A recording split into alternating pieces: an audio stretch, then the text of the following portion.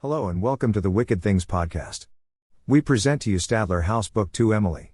How would you move on if you suffered the terrible loss of your family at a friend's hand? That is what Emily Stevens has been trying to do for almost 2 decades, but her past seems hell-bent on haunting her till her dying days.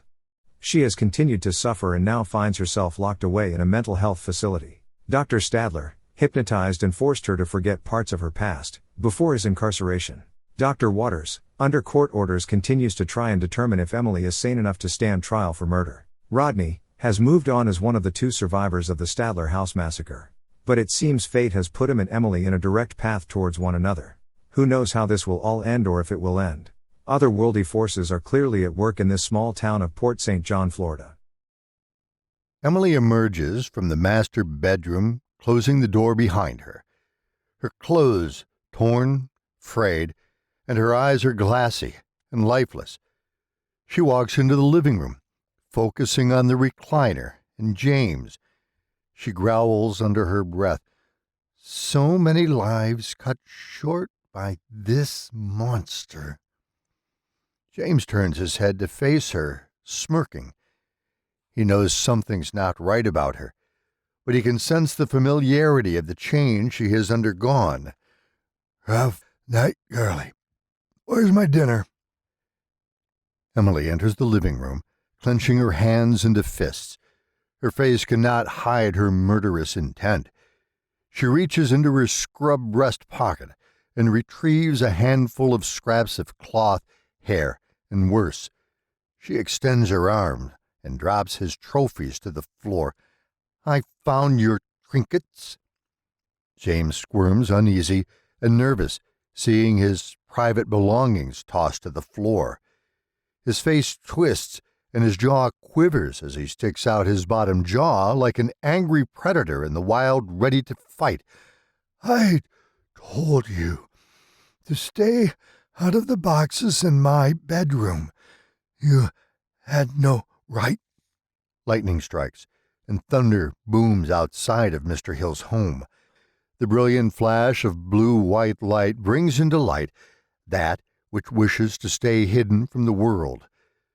Looming behind Mr. Hill stands the shadow thing, his inner demon made manifest by its symbiotic relationship with the once proud serial killer.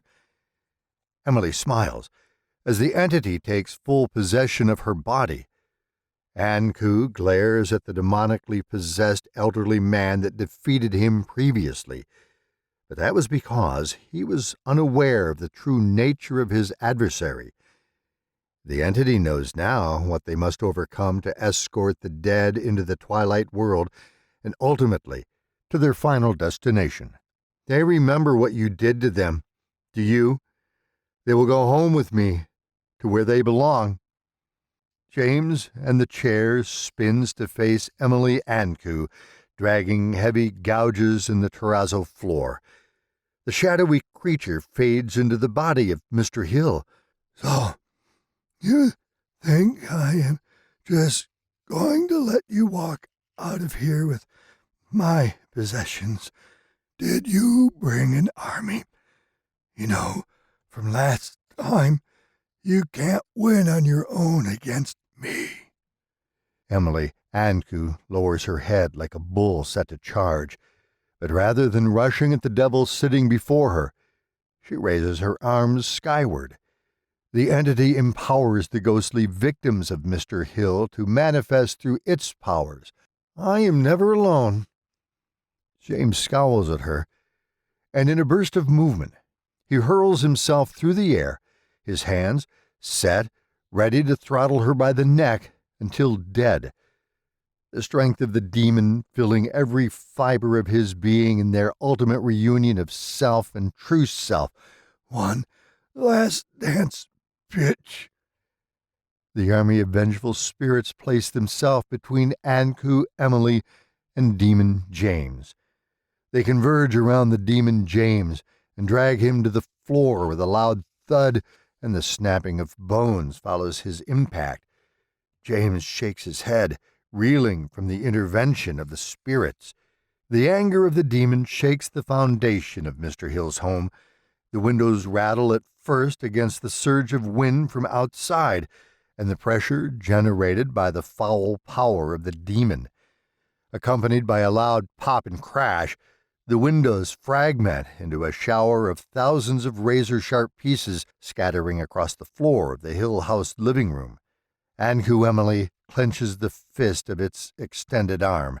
The hands of countless souls erupt all around the body of Mr. Hill. They seize his arms and legs, holding him firm to the floor against his struggle.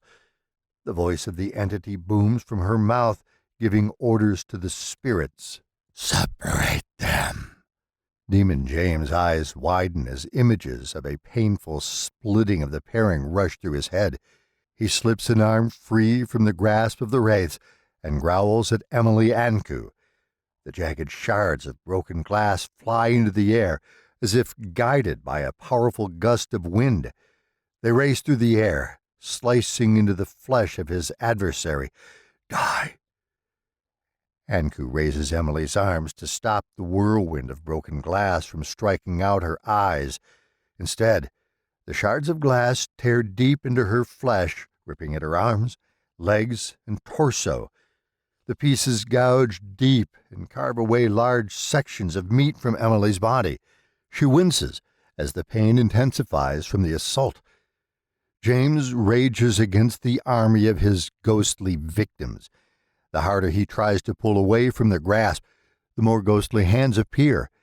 He growls like a caged beast thrashing against his captors. "I'll kill you all." Anku Emily stares down at the once powerful and prolific serial killer laid low by his own tormentors.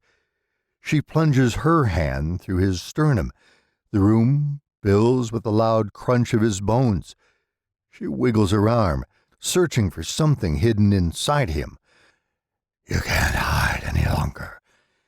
Now that I have taken your trophies and the souls freed, you are near powerless, reduced to a doubting voice in the back of his." Anku Emily thrusts her hands up through the chest, past the throat, and coming to a stop in his skull. She grins, feeling her hand tighten around some part of the demon. She rips her arm out of the carcass of Mr. Hill. In her clenched fist, she holds a small, floundering black mass, spitting and cursing at her. She softly finishes her final thought about the creature. "Head." Emily exits the trance-like state of sharing her body with Anku. The overwhelming sensation of pain sweeps over her, sending her crashing to the floor next to the disemboweled remains of Mr. Hill's broken corpse. She gazes down at her body, realizing that she is not in much better shape than the cooling body next to her.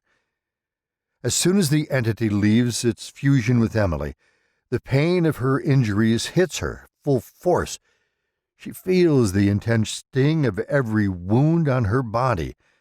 Her thick, warm, and sticky blood clings to both her flesh and tattered clothing. The countless lacerations covering her arms and legs burn as her salty sweat finds its way to each of the open wounds' exposed nerves. Losing blood causes her limbs to feel weak and useless. As she lays upon her back, the first golden rays of the new day enter the windowless house and shine down on them both. Emily exhales and closes her eyes, embracing the warming rays of the morning sun. She rolls onto her side, facing Mr. Hill's corpse. "What a weekend! You mean old bastard. I hope you're burning in hell for all eternity." A gentle breeze rustles the curtain dangling from the living room window frame. Emily looks to the curtains jostling in the wind and spots Stephanie. She walks across the room and kneels down next to Emily. "You can't stay here. The police will be here soon. Now, get up and go hide." Dr. Waters rests his elbows on the desktop separating Emily and him from one another. He places his glasses on the desktop and rubs his eyes. He returns his attention to her and shakes his head. Dr. Waters turns off the recorder So you're sticking with that story, then? Emily coughs into her hand and scowls at Dr. Waters. I knew you would never believe me. No one has, or ever will, I suppose. Dr. Waters scoffs. Not that I don't believe you. I believe that you believe all that happened to you. Emily jerks against her restraints. Then why have me tell you a story that you've already heard and would never believe at all, huh? Daniel chuckles as he walks around the desk to her side. He sits down at arm's length from her reach. He leans in close to the boundary of the restraints and speaks in a low, soft voice. Well, since you have terrified or assaulted all the doctors who wanted to work with you, they assign me to your case. Emily snarls and releases a guttural growl like that of an angry beast. She flashes and snaps her teeth at him while pulling at the restraints holding her to the chair. She mutters under her breath and then nods. Fine. Daniel grabs her folder, stepping clear of her and writing something down inside her chart. He looks up, pleased with her uttering. Good. Glad to hear it. We'll get you started right away then. I have noted your compliance. My administrator will be very pleased that we have reached you beyond all the walls you have erected in your head to protect yourself. The lights inside the small office flicker momentarily, accompanied by a menacing chuckle from Emily. Her voice deepens, and her face contorts briefly. We are sorry to disagree, but we're almost done. Once done here, I will move on as the ANCU has business elsewhere. Daniel moves around the desk, placing it between her and himself again. He stares at Emily, a look of confusion and fear replacing his normal, arrogant demeanor. He shakes his head no. Why would you say that? We are here trying to help you with your obvious issues and to return you to a nice, normal life. Emily squirms in her chair, the irritation of his continued speech dancing on her last nerve. She laughs at the thought produced by his comment. People like me, and you to a degree, we don't get normal lives full of puppy love. We live to die. Emily examines the restraints holding her in place. She glares up at Dr. Waters from beneath her hanging bangs. She winks at him, and the restraints fall free to the floor. The Reaper is now on the loose. Dr. Waters snatches the phone up and yells, She's free. Send security to my office. Emily can hear the voice of the operator call out to the doctor, Dr. Waters, they are on the way. Emily snickers at the thought of more people to play with, but shakes the thought from her head, knowing time is precious. She chuckles. He will never get here in time. You know that, right? The power surges, bursting the fluorescent bulbs inside the lights. A shower of sparks fall across the small office, illuminating the darkness. Thanks to ANCU, Emily lifting the veil, Dr. Waters can see the faces of the patients he has failed in his practice. What the hell? Emily in the chair spin to face Dr. Waters. She wears a vile grin. She glances over her shoulder, and as if directed by her will alone, the tormented spirit seize the desk and throw it against the wall. Her chart explodes upon impact with the wall and embrace the falling sparks, becoming a fiery rain. You've been a naughty boy. You have hurt a lot of people, and they are far from happy about what you did or had done to them. Their whispers have not fallen on deaf ears. We have heard their call and set them free. Dr. Waters can hear the cacophony of footfall making their way down the hallway towards his office. He grabs the door handle and pulls to force it open. He hammers on the door and yells, Get this damn door open! The whole room is catching fire! The security officers in the hallway push and thrash against the door, trying desperately to force it open. One of them opens a wall-mounted cabinet labeled, In case of fire, break glass. He pulls the fireman's axe from inside the emergency cabinet and rushes to the door. He yells, "Stand back, Doc. I have to chop it down." Through the flames of the inferno, he can see the huddled masses of those he has wronged holding the door closed to prevent his escape. The spirits laugh and point at the man who, in life, inflicted countless torments on them. Two spirits pound against the office window until it vibrates and explodes outward. The door to the small office gives way to the desires of the security officers gathered outside seeking entry. "Stand back. We'll be through it in another couple hits."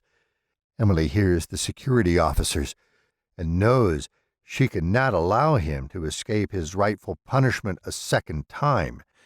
Anku shares his past with Emily, showing that he escaped death at a college party, thanks to other doctors in training being present, and reviving him to save all their skins from punishment. She glares at him. "No, not this time, Dr. Waters. You will not escape the punishment you're due for all your vile acts." Dr. Waters smiles and flips off Emily, seeing that the fire has built between them. Neither could walk through it to reach the other. He pantomimes his thoughts as to her being crazy. "The hell with you, you crazy bitch. You deserve this, not me." A large section of the door caves in under the repeated axe blows from the security officers' efforts to gain entry. They can now see into the room. "We're almost there, Doc." Emily snarls and reaches out towards Dr. Waters. She clenches her fist, and he rises into the air. She jerks her arm through the air, and he gets pulled through the flames, slamming against the wall next to her. The spirits gather around him, holding him in place on the wall. The deep voice of Anku booms again from the small woman's mouth. "I wear vengeance against the wicked for the voiceless, and you, Doctor, are wicked, I assure you." The security officers from beyond the door call out and plead with the possessed young woman. "No, Emily, stop, don't hurt him. He wants to help you." Emily lowers her arms towards the floor and lowers her head. She raises her arms and clenches her hands into tight fists. The flames and embers from around the room soar through the air like thousands of fireflies gathering and clinging to Dr. Waters. The flames consume him in an unholy conflagration. Security officers cannot believe what they are witnessing. All but one flees the small office door. The last of the security staff stares at Emily and shakes his head with tears streaming down his cheeks. Why, Emily? Did Anna make you into this monster?" Emily turns to face the lone security officer. She sees something familiar in his appearance. With the flames now searing the carcass of the doctor, she walks to the broken remains of the door. "I know you?" The security officer nods as he looks at her with the eyes of a broken-hearted sibling. "You did, a long time ago. We were family. Then Anna showed up." Emily's face breaks into a smile, and she covers her mouth to hide her happiness. "Rodney, is that you?" Rodney smiles, lowering his guard. He reaches through the hole in the door to touch his sister in hopes it will not be the last time. "Yes. Now step back. I need to get this door open and set you free." Emily seizes his arm at the wrist and places his open palm against her cheek. She weeps and speaks from the heart. "My time with Anku is over. Your time begins. Go to my room and take my crafts box with you." Rodney begs. "Emily, let go of my arm. The fire is consuming the whole room. It will kill you. If you let me go, I can get you out of here." Emily releases his arm. She looks up at him as the fire consumes her hair first. Her strands of hair burn and coil up tight to her head. She steps backward into the flames, allowing them to consume her. "I do not fear the death I am due, Rodney. Now hurry. And take the craft box. Rodney shakes his head and runs from the small office door. Moments later, he is standing outside of her patient room. The door stands open. He looks inside, curious to see what or who may be inside, but only sees a small, clear plastic craft box with a blue lid. The craft box sits in the center of her bed, as if waiting for his arrival. Rodney enters the room, seeing no one inside. He takes the box in hand and hears a singular object rattle inside. His curiosity gets the better of him. I know I shouldn't, but... Rodney opens the box, seeing a single object inside. A construction paper mask painted with rainbows and butterflies. Tears well up and flow freely as memories of his time with his sister long ago fill his every thought. Rodney examines the mask. He weeps as he turns it around. Inside, he can make out the words, Va me fa himenzoen ango drok. Rodney tries to pronounce the words he sees. As he reads the last syllable aloud, he's forcefully spun around to face the burning, animated body of his sister standing there. Emily takes him by the head, the heat from her hands scorching his temples and forehead. Rodney feels something enter him through his ears, eyes, and mouth.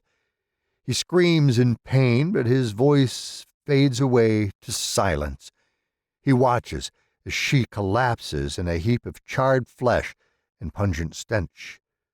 Rodney smirks and strolls down the hallway, past a throng of firefighters rushing to put out the distant blaze. Good girl. Now the party really begins. That is one hell of an ending and cliffhanger. Stay tuned for the powerful and emotional ending to the Stadler House series with Season 3 Rodney. But for now, this is the Wicked Things podcast signing off. Until next time. Goodbye.